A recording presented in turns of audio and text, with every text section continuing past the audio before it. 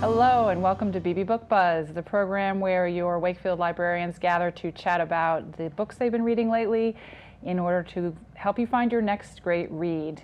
My name is Karen Stern and I'm from the reference department at the library, and I'm here with my colleagues Jeff Clapes and Alyssa Staples. And it is beach reads time at the library at the moment, and that's the season where we are madly gathering lists of books together to read, to give you an idea of what to read for the summer. We actually have, I think, 5 lists on the go at the moment. 2 of our librarians who are creating those lists are not here with us today, and I'll tell you quickly about their lists. One is Megan, our head of Circ, who has a Megan's Pick. It's sort of an eclectic list of fiction, nonfiction, and all from fairly recent, I think all from 2018 except for a couple. And then Beth Radcliffe, who often sits on the couch here with us to talk, is going to be telling you about recent fiction and upcoming fiction, so all the things that are hot this summer. And those books, all of these books will be available for you to see. The list will be available from June 30th, and we'll have a display that you can choose from, and you can walk away with any list that you're interested in. So come and visit us at the library after the 30th. And maybe Jeff and Alyssa, you can tell us about your list. Sure. I'll point out also that the lists will also be available online on our website. Yes, they will. Yeah, my list, the theme for me this year is horror for people who don't like horror. So I've put together a selection of some of my favorites, some old, some new, but the idea behind all of them is that they're not particularly violent, they don't have icky, gory monsters or sci-fi stuff, they're more creepy, psychological kinds of unsettling stories that I think will appeal to people who traditionally think, oh, I don't read that stuff. Right. Great. How about you, Alyssa? I've compiled a list of all LGBTQIA+ reads of every genre. Yeah. I do, for our viewers who may not be familiar, I do want to go over what those letters stand for. You may hear it shortened to just be LGBTQ or LGBT+, but it's lesbian, gay, bisexual, transgender, queer, intersex, asexual, and the plus stands for individuals who don't want to categorize or maybe figuring out their category. Right. So basically, it runs the gamut of genre. We've got nonfiction, memoir, poetry, true crime, cozy mysteries, romance, everything you can think of. I really wanted this list to highlight all of the various ways that we're introducing inclusivity into literature, how everyone can kind of see themselves reflected in a book that they pick up. Some books do deal mainly with issues or political or social issues surrounding individuals who consider themselves LGBTQ, but a lot of them are really just good stories that happen to have characters who identify that way. LGBTQ. Yeah, so some of the, so you'll get a little bit of everything. If you want to do more research on issues surrounding that, great, you'll find it, but otherwise, just pick up a good book to enjoy and get a little inclusivity while you're at it. Taste of inclusivity. Yeah. Well, I'm also doing something that gives a wide range, and I'm talking about graphic novels. And I know a lot of people go, oh, graphic novels, they're not for me. I don't like superheroes. I'm not an artist, you know, or what is a graphic novel? A lot of people are not very clear. And so I just kind of want to give you a feeling for the really wide range of variety of things that's out there this year and every year in terms of graphic novels. So I'm going to be kind of popping up through the program with little groupings of graphic novels.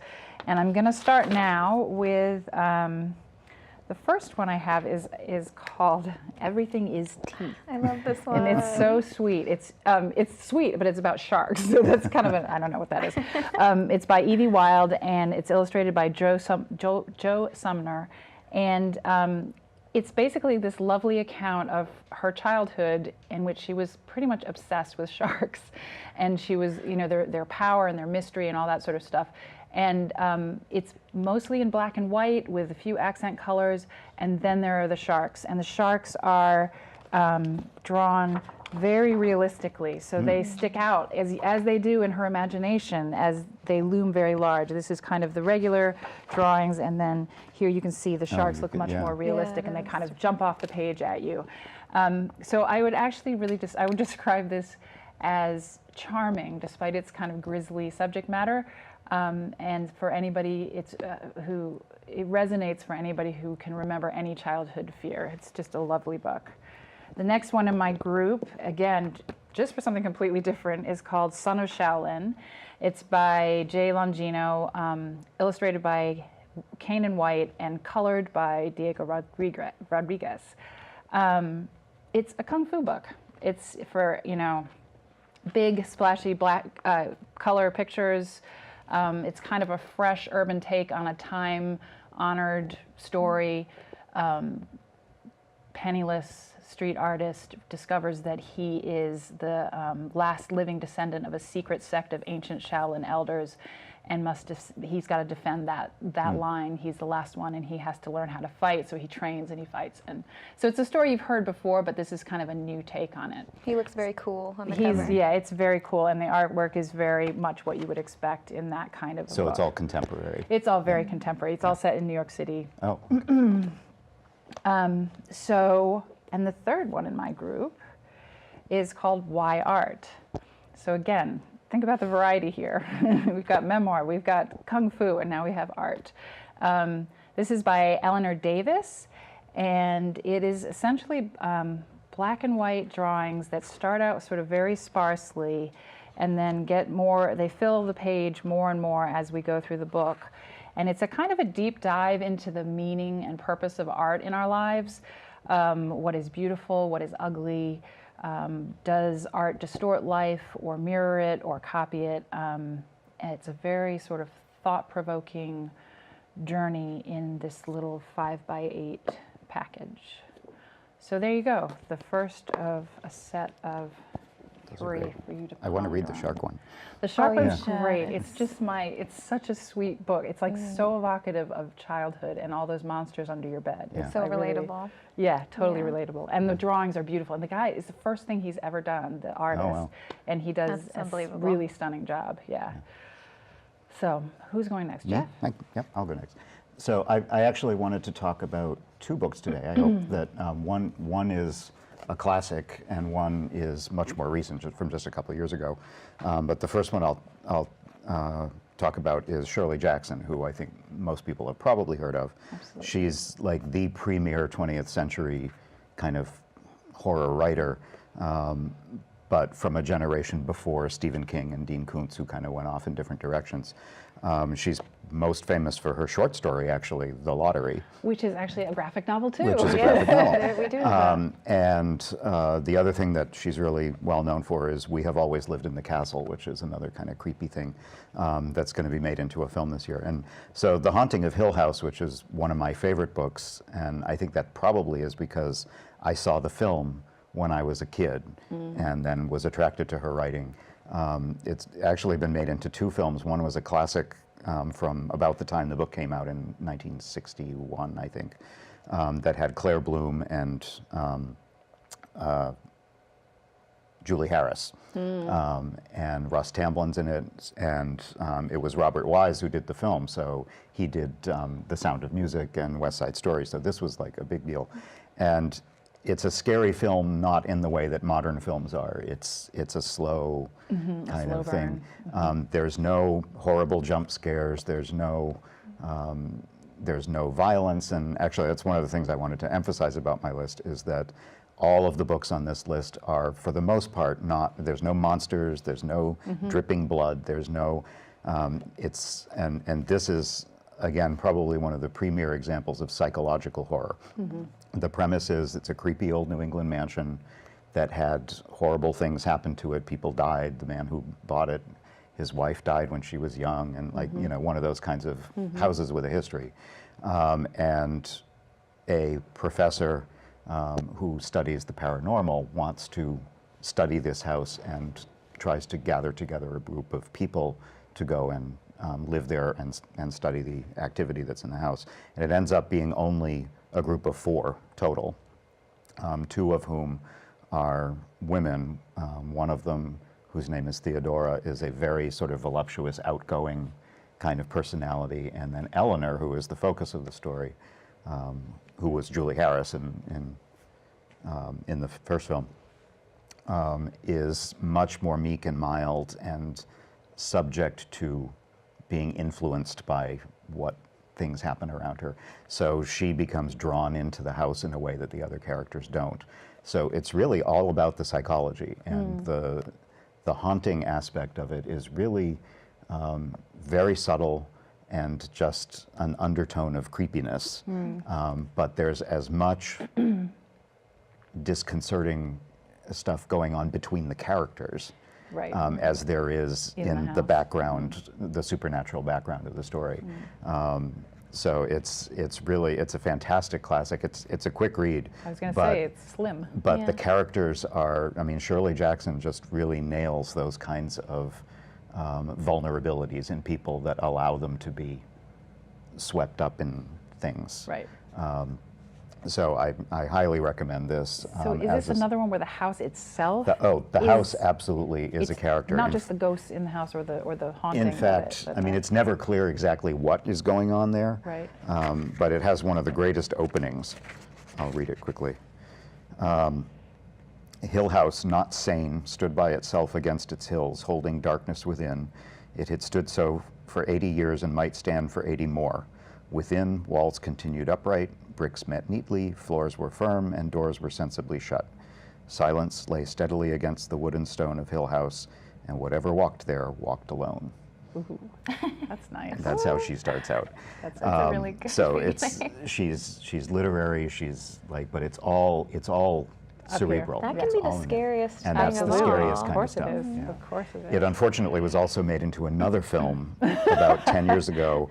Doesn't That's sound good. absolutely awful. Just, in fact, I watched it twice to make sure I thought it was as awful as I thought it was the first time, and it was. So watch the original. Right. Okay. Sounds good. Did you want to talk about a few more? Yeah. Yeah. I guess I'll go back. You were going to pop up, right? I was going to pop up. Yes. So, continuing with the variety, now we have a history. And everybody knows the face on the cover. It's Robert F. Kennedy. This was put out because it was just the 50th anniversary of his assassination. Yeah. And it's written, and I don't want this to put anybody off, but it's written in free verse as well as being a graphic novel. So you can see it looks a little bit like poetry on the page. But it does, I have to say, the poetry doesn't read like poetry. It reads pretty much very free verse, mostly like prose. And it has black and white drawings, although actually quite a bit of text. There are a lot of drawings, and a lot of people you'll recognize. So it's just really brings us kind of snapshots of the last few very momentous years of his life. So anybody who's a history or a Kennedy fan, it's one for you. It does definitely explore it, ask the question about conspiracy. That's.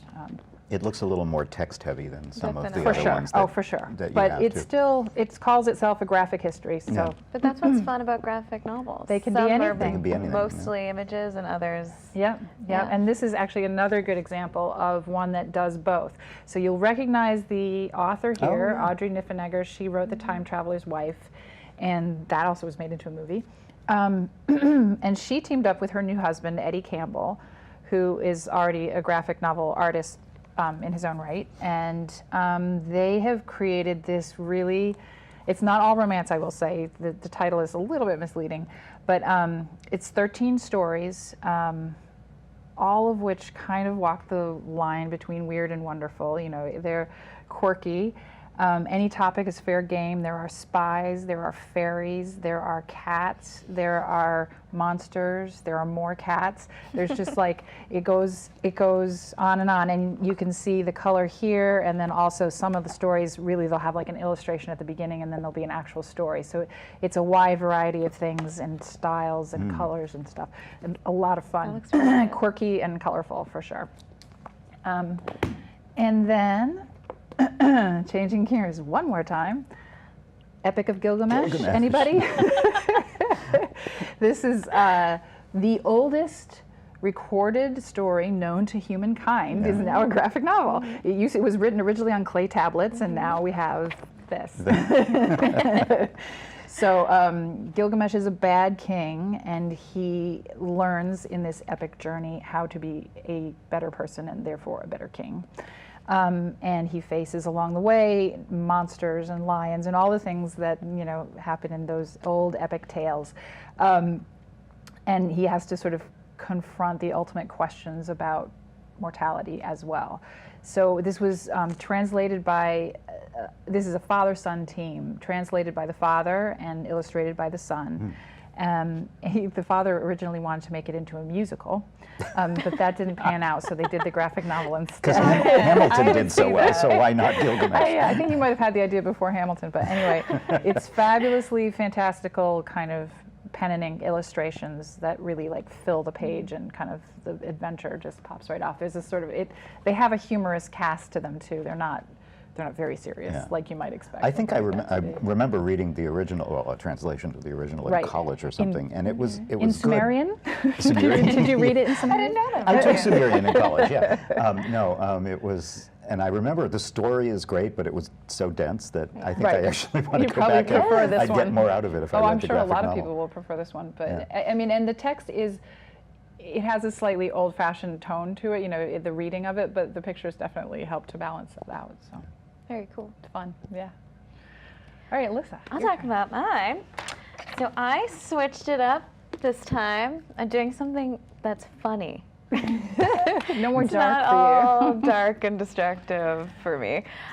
Jeff, I know that you read this one a while back. Leanne, so this will just Leanne be turned me on to these at one point, reminder. and it's been a while since I read them, but I remember loving the whole series. Right. And I don't blame you one bit, because it is lovely. So basically, this is called Posted to Death by Dean James, the first in a series of, I believe, 4 books. 4 or 5, 4. Yeah. I just want to start by reading the first 2 lines of this book, because it really sums up a lot about it. So it begins, Chapter 1. The vicar doesn't know I'm a vampire, nor does he know I'm gay. So from these lines alone, you get a feel for the main character of this book. His name is Simon Kirby Jones. He is our narrator, and he's an American scholar that secretly pens romance novels under a pseudonym. Awesome. He's transplanted to a tiny little English village called Snupperton Mumsley. Snupperton Mumsley, that's right. That's awesome. So, hearing that, if you're thinking, how much more English can this get? You're spot on. Like, it can't. It's just the quintessential kind of English cozy mystery. So think lovely cottages and greenery, green fields, and an old church. It's everything. It just has a gay vampire in it. Right. So it veers a little bit. It's got to be funny too, right? Oh, yeah. Hilarious. The Simon's voice is so relatable. He's charismatic, he's witty, he's sarcastic. It's basically like talking to a best friend. Right. Just the way he is a little bit judgy. It's just so. I can picture Hugh great. Laurie playing him on the TV show or something. Definitely, definitely. And if you feel like, I just want to reassure you, if you feel like you can, how could I connect with a gay vampire? I'm telling you, you can. So another kind of strange part about this is he's a vampire. How do we tell the story? How does he walk around? What are the stereotypes about vampires? Right. Well, a brilliant pharmaceutical invention means that he can just pop a pill a few times a day and go out into the sunshine and be a normal living person who so doesn't vampires are feed. acceptable or known about in this?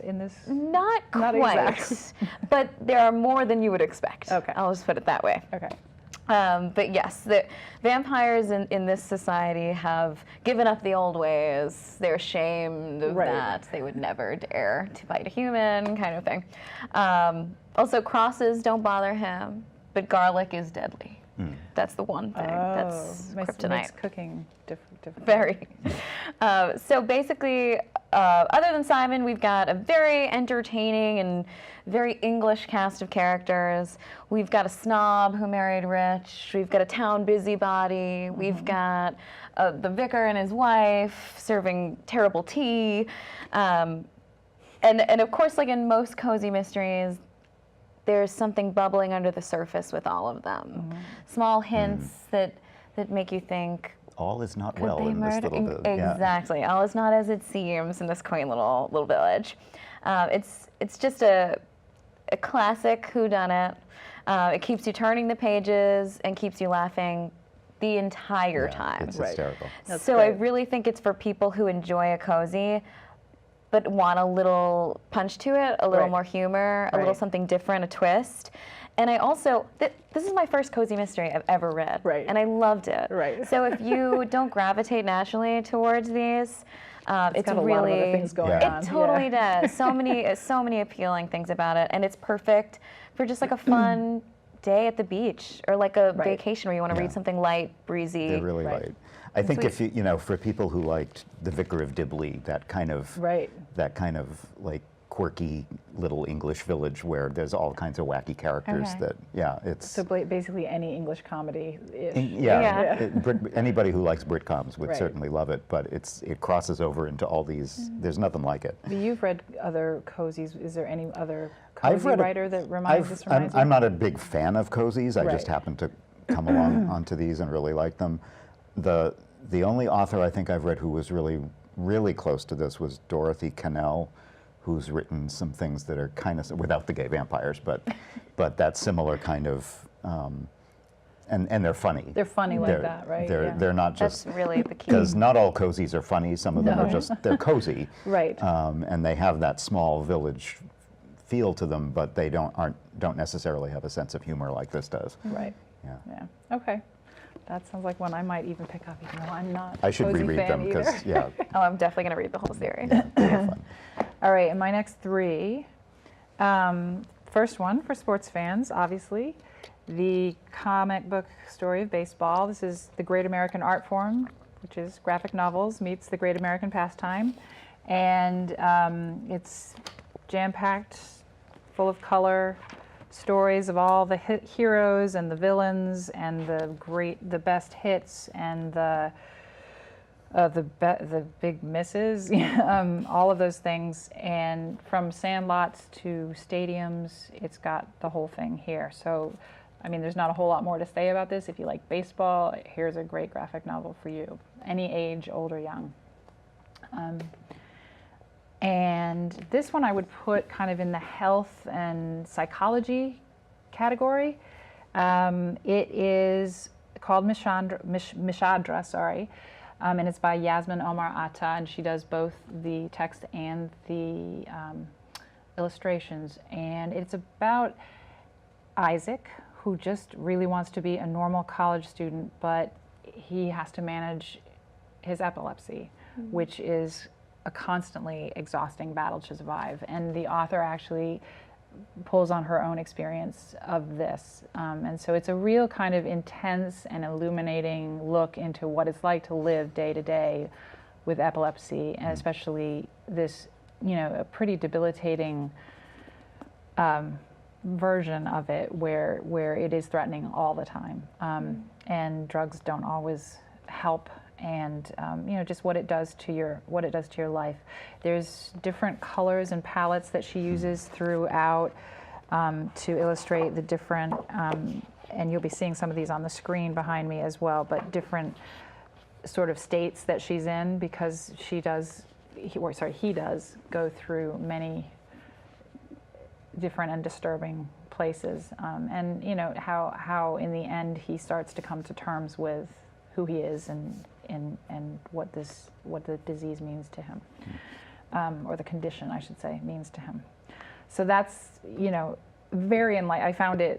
I learned a lot in that book about epilepsy. It reminds me a little bit of that Alzheimer's Yeah, I was one thinking that that also. Yeah, I did that. most of us read a couple of years ago. That was, really, really enlightening, yeah. And the images really help serve to make you have a deeper understanding. Well, that's what I loved about this one, especially was there's when he feels an aura coming on, which is what happens before the fit actually comes.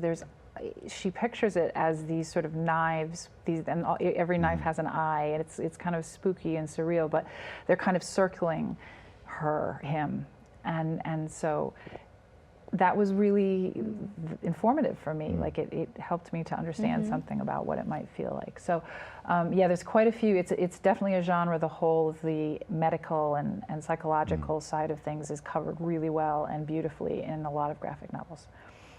Okay, and my last one, I had to go here because Classic. so it's a classic, but it's a twist on a classic. So this is the new Superman. It's not just any old Superman. This is the kind of I don't know if you've ever heard of American-Born Chinese, which is a really, really well-known graphic novel by Gene Luen Yang, and he writes this one. And so he's a great author to have, because basically this is expanding the DC universe. This is a teenager from Shanghai whose name is Kong Keenan. And he has a kind of the usual teenage chip on his shoulder, and then suddenly he finds out that he has Kryptonian powers, and what do you know? He's the new Superman. And then all these other newly minted superheroes, they come together to form the Chinese Justice League. And so this is a series. This is actually the third in a series, and we have them all from the beginning. And in this one, actually, some of his Western counterparts, the original Superman, show up. And it's all done in kind of zip zap, zang, pow, Yeah. colorful DC style, as you would expect. And it's getting good reviews. People are really enjoying it. So this is the new Superman. Just in case you thought they weren't still doing superheroes, they totally are. Okay, who's gonna go next? Me. We Is have it back to me? some time left. Yeah, I wanted to talk about, to check my notes, because this is a book I actually haven't read recently. It came out a couple of years ago. Thomas Olde Heuvelt, who is a Dutch author. This was a big thing when it originally came out. It was published first, he's Dutch. He originally wrote it in Dutch, and it was published in 2013. And then 3 years later, it was translated and published in the US, but he reset it to take place in upstate New York, or actually not really upstate, the Hudson Valley in New York. Some people call that upstate. Yeah, it's not very far upstate. And I have obviously not read the Dutch version because I don't read Dutch, but although I speak Sumerian, as I mentioned. But supposedly the ending was changed slightly in the American version, and I haven't been able to determine exactly what was different, so I'm curious about that. But it's a really great twist on a more traditional kind of premise for a book. The idea is there's this town called Black Rock, which is a ordinary, like, Hudson Valley town, and it takes place in the current day. But this town is haunted by a woman named Catherine Van Wyler, known as the Black Rock Witch, who back in the 17th century, things happened that you find out in the course of the book. But the witch is still here, and she wanders around town. She appears randomly in people's houses. I remember this. She haunts the town. But the thing that's creepy, and it really is very creepy. It's not, like I said, it's not particularly violent, but there's a lot of discomfort in this book. Her eyes and mouth are sewn shut, and she's shackled. And she just walks around town and appears randomly in people's kitchens or their front lawns. And this town, over the past 300 years or so, 250 years, has learned to cope with this in a couple of ways. One, they have completely shut themselves off from the outside world. You can't leave the town. And if you enter the town, as one of the characters does in this story, moves into town, you can't leave. And in fact, bad physical things and psychological things happen if you try to leave the town for any length of time. And the other thing they've learned is that they can coexist with this witch if they don't bother her, you know. And her eyes and mouth cannot be, any of the things that shackle her cannot be broken open or something unknown and bad can happen. Okay. And the premise of the story is that the teenagers who have chafed under this lifestyle for so long decide they're not putting up with this anymore. And so they decide they're going to tell the world by, and so the modern world comes into it with cell phones. They're going to video the witch, tell the outside world about it, and blow the lid on things. And so it's a very creepy, old-fashioned story, but it brings in all this very contemporary family interactions. There's even a little humor in it. And just teenagers being teenagers. Well, interesting with all the teenagers action happening these days, you know, teenagers bringing things to and life. social media and stuff like yeah. that, and then seeing what happens when you blow the lid on something that they told you not to, and you did it anyway. But I just found it, it's such an original twist. The premise is just completely different from any other book I've read, and it's kind of developed not really a cult following, but there's a real, it flew under the radar in the US, I think, and then people discovered it. That's a great one to bring back up then. Okay, Alyssa, do you have another one? I do. I'll talk about it really quickly. I know we don't have too much time. So this is also a little strange for me. It's a departure from what I usually read. It's part true crime, part memoir, but not quite either. Yeah, so I'll do my best to do it justice. The Fact of a Body by Alexandria Marzano-Lesnevich. So it is two different narratives. One of them is a real life, kind of the true crime aspect of real life murder that happened in 1992. A man named Ricky Langley murdered a 6-year-old boy named Jeremy Guillory. On the other side of things, this other narrative running through is actually the author's own experience as a child being molested by a family member. So there's some overlap in subject matter a bit here, and they do start to reflect each other as the book goes on. Wow. I just want to say, for those of you who are drawn to it because you're a true crime reader, this is different. It's not really about what happened. So it's not graphically about the crime. It's more about why did it happen and what happens now. So it really asks you to contemplate your own ethical and moral stances on nature versus nurture and the death penalty. And these are also kind of questioned, the guilt and punishment kind of question weaves in through her story as well. Okay. What is the nature of forgiveness, and does that actually accomplish anything, and what will that do for her, what will that do for her family member kind of idea. So yes, this book can be disturbing. It does talk about disturbing themes. It talks about murder, it talks about sexual abuse of a child, but it really is handled with respect. The memoir part keeps you grounded, kind of away from that, getting it to be all focusing on the crime, sensationalizing the crime. It really remains thoughtful and subtle, and like more about her reactions to that story. In terms of her own history. And how that makes her think about it a little differently. So basically, you will like this book if you do like contemplating philosophical or ethical moral questions like that. It really, the characters become so multidimensional that you do start to have empathy for characters that you may otherwise just have considered monstrous, can't sympathize, can't empathize. Off the chart. Right. The author does a great job with her descriptions. Her characterization is impeccable. At times it reads more like fiction. Really wonderful, wonderfully written. But it does not have a tidy resolution. This isn't crime, punishment, we're done. Finished, right. So if you like tidy resolutions and neatly wrapped up endings, maybe not quite so much. But if you're okay with stepping away from a book that leaves the questions in your mind for you to think about, I'd say go for it. Wow. I really enjoyed it. That sounds like a deep dive too. Yeah, wow. it was. Yeah. All right, well, that's about all that we have time for today. I just want to remind you that the lists, as we said, will be available both online under the Book Buzz section of the website and on a display that you can come into the library and take away from as of June 30th this summer. So from all of us here at the library, we thank you for watching and happy reading, happy summer reading.